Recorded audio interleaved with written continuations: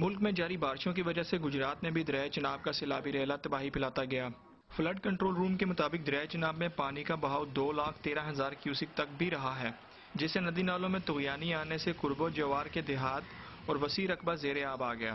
زیر آب دیہاتوں میں بھمبر نالہ اور گاؤں سما قابل ذکر ہیں۔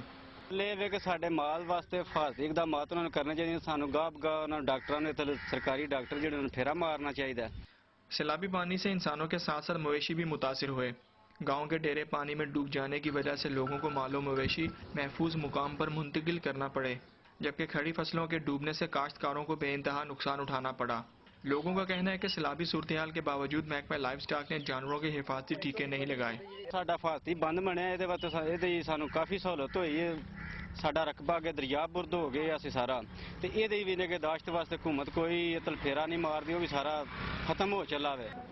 ضلع انتظامیہ نے دعویٰ کیا ہے کہ اس نے چناب اور اس کے گرد و نواح کے علاقوں میں پیش بندی کے طور پر انتظامات مکمل کرتے ہوئے لوگوں کو کسی بھی ہنگامی صورتحال سے نپٹنے کے لیے تیار رہنے کے لیے کہہ دیا ہے۔